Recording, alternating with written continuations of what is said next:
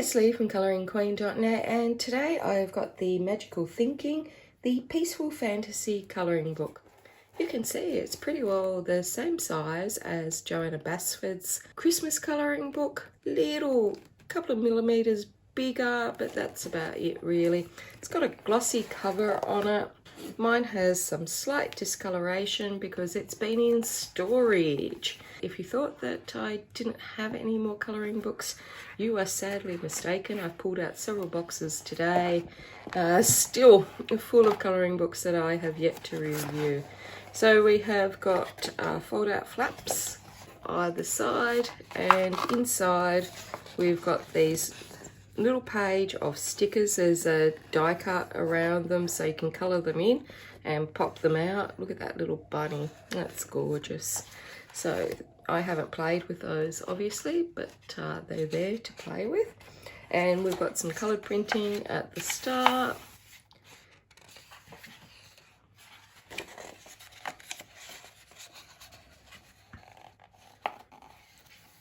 We've got some information about colouring and how to colour and how to blend and whatnot, and some tips here on colouring your leaves, etc., which is nice. You can follow along those steps.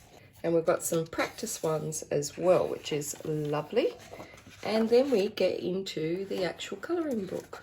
So we start off with a lovely owl, a lot of detail there. We're on single pages, space on the back to write down your colours or thoughts.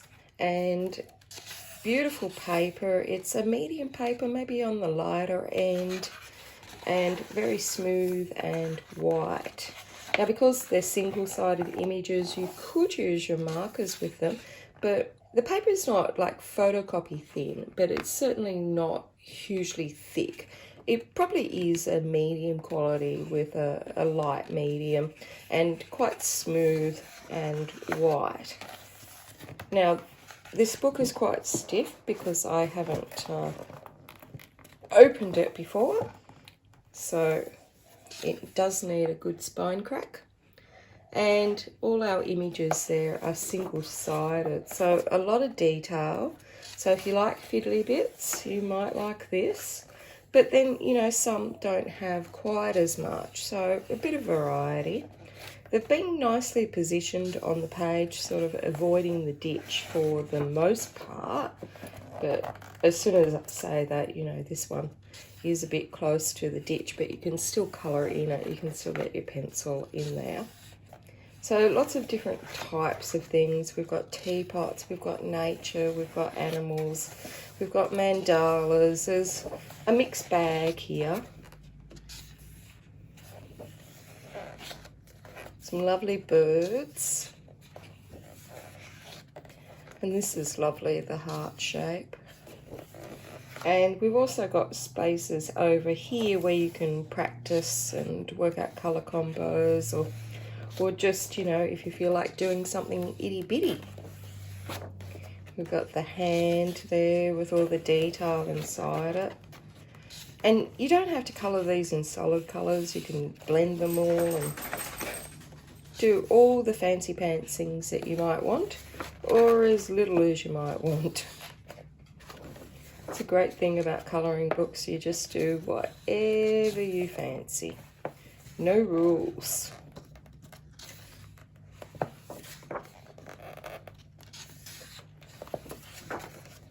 So some are way more detailed. I love this one.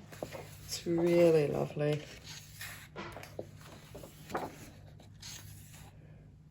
So something sort of different levels of complexity in those images.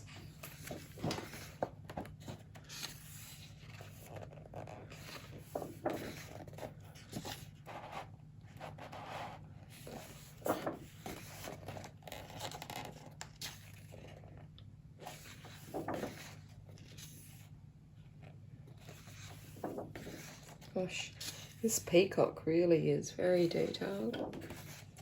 Lots of flowers here, lots of paisleys. I'm not as keen on the pattern ones, but sometimes they're pretty good to relax with. We've got our cup with a steam of flowers coming out. And now we are at the end. So this was printed in Taiwan.